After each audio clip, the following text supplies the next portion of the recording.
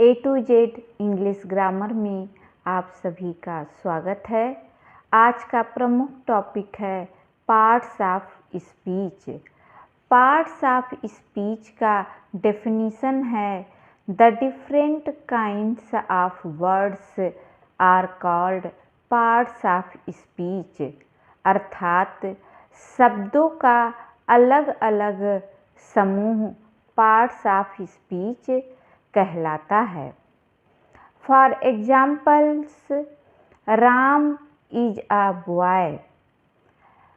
यहाँ पर राम नाउन है, इज वर्ब है। She is a girl.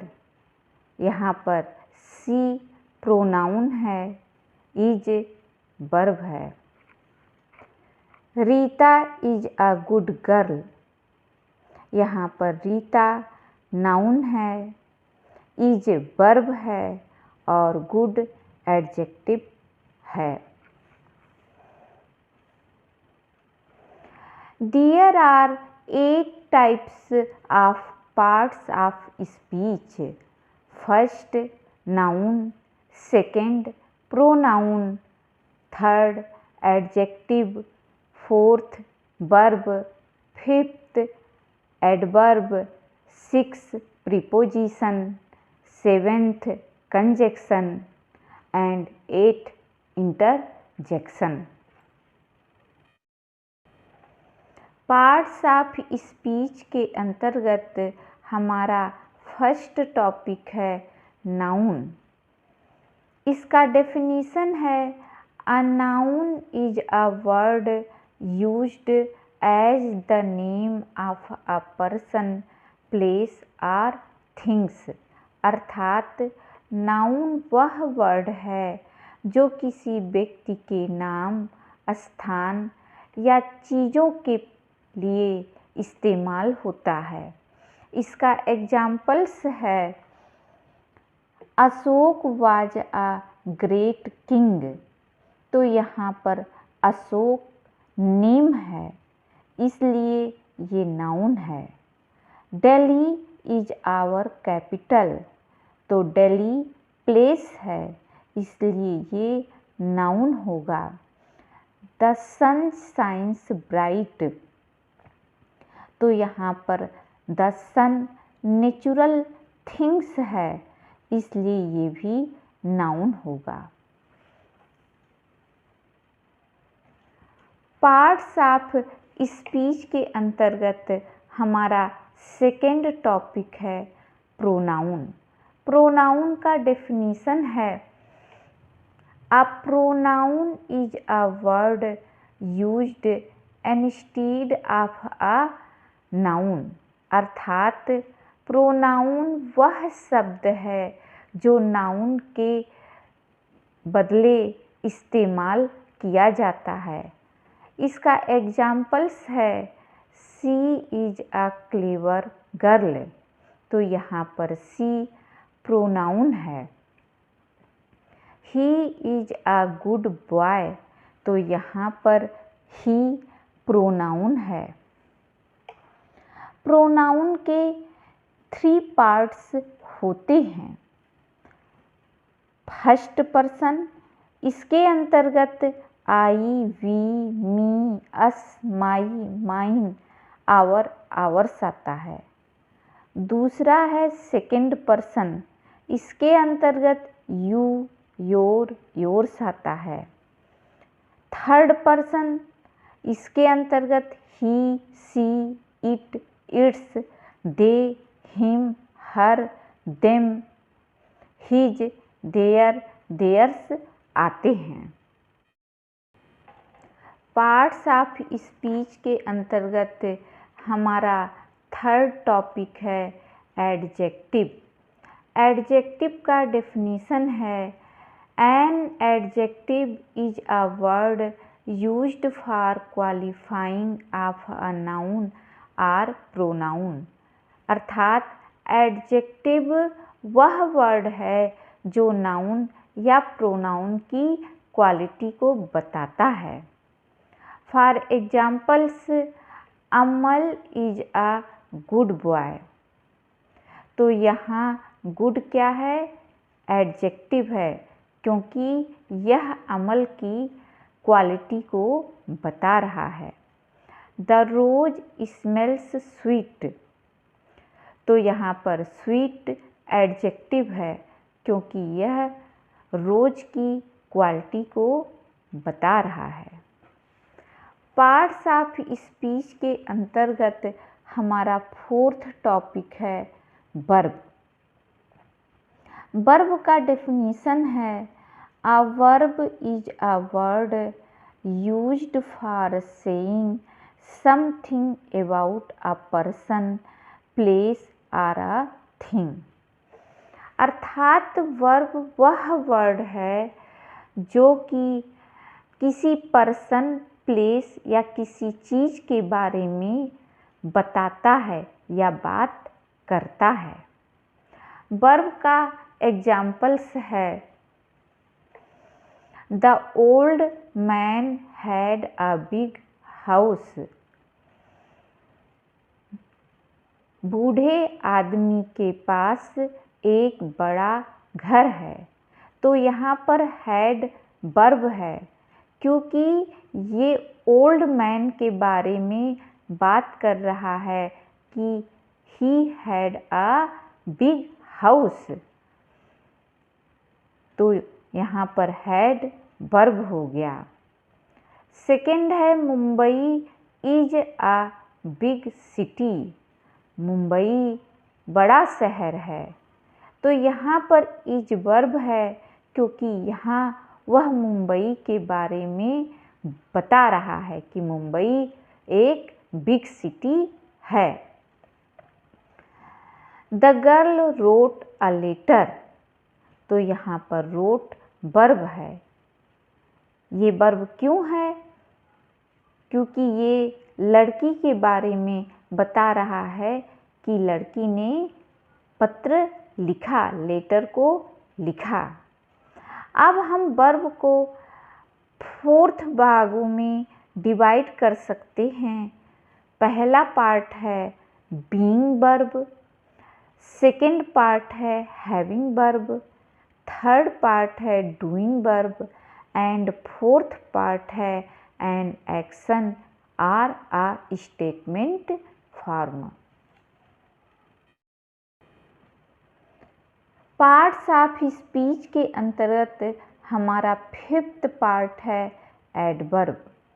Adverb का डेफिनेशन है an adverb is a word used to add something to the meaning of a verb, an adjective और another adverb. अर्थात adverb वह word है जो कि किसी वर्ब, किसी एडजेक्टिव या किसी दूसरे एडवर्ब में कुछ नया जोड़ने के लिए या उसकी बारे में बताने के लिए ऐड किया जाता है, वो एडवर्ब कहलाता है।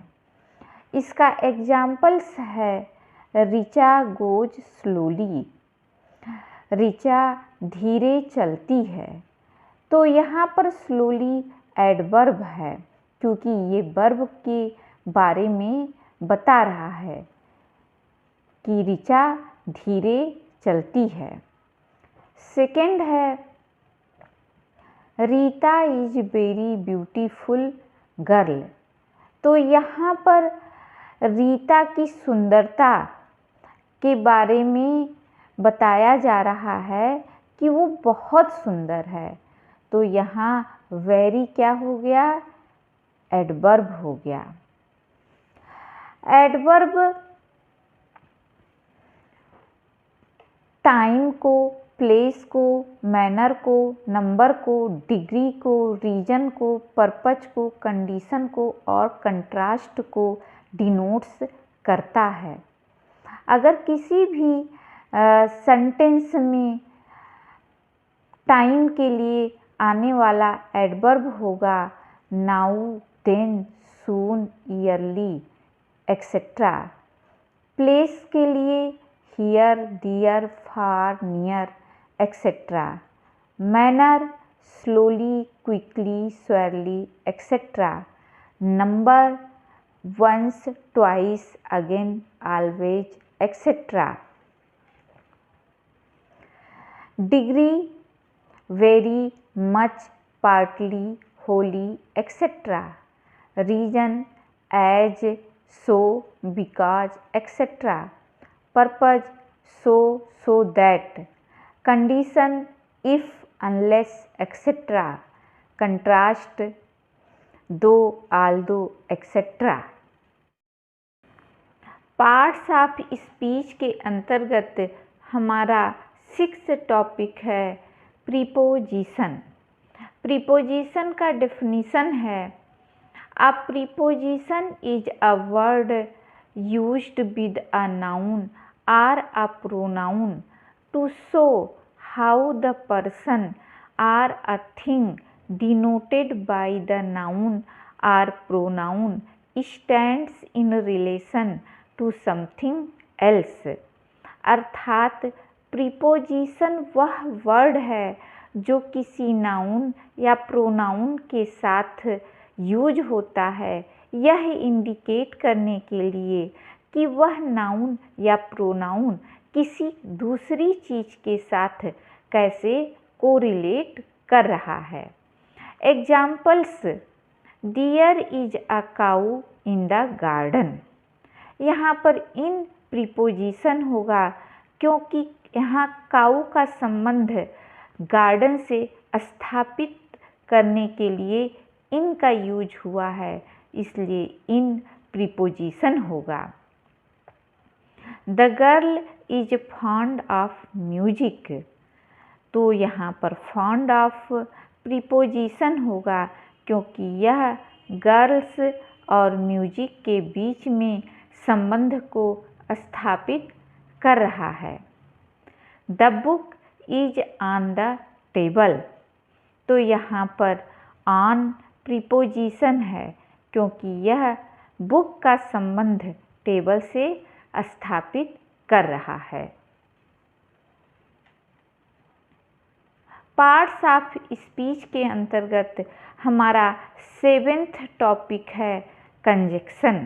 कंजक्शन का डेफिनीशन है, a conjunction is a word use to join words और सेंटेंसेस। अर्थात कंजक्शन वह वर्ड है जो कि वर्ड्स को या सेंटेंसेस को आपस में जोड़ता है। Examples, Sita and Gita are friends, तो यहाँ एंड कंजक्शन है। Seema is a girl but Vivek is a boy, तो यहाँ पर बट कंजक्शन है। पार्ट्स ऑफ स्पीच के अंतर्गत हमारा लास्ट टॉपिक है इंटरजेक्शन। इंटरजेक्शन का डेफिनीशन है, an interjection is a word or sound in a sentence to express some feeling of mind. अर्थात इंटरजेक्शन वह वर्ड या साउंड है जो सेंटेंस में हमारे मन में क्या फीलिंग चल रही है उसको एक्सप्रेस करने के लिए यूज होता है। इसका एग्जाम्पल्स है, हेलो अमिता, तो यहाँ पर हम किसी के साथ संवाद स्थापित करना चाह रहे हैं, इसलिए ये हेलो इंटरजेक्शन होगा। ब्राव, यू हैव वेल डन, शाबाश तुमने बहुत अच्छा किया, तो यहाँ पर ब्राव इंटरजेक्शन होगा। एलास, शी इज डेड, दुखद वह नहीं रही, तो यहाँ पर एलास इंटरजेक्शन होगा। इंटरजेक्शन हमारे मन के खुशी को, दुख को, सरप्राइज को और एनकरेजमेंट को व्यक्त करते हैं। जॉय के लिए हम हुरा, हाउ यूज करेंगे।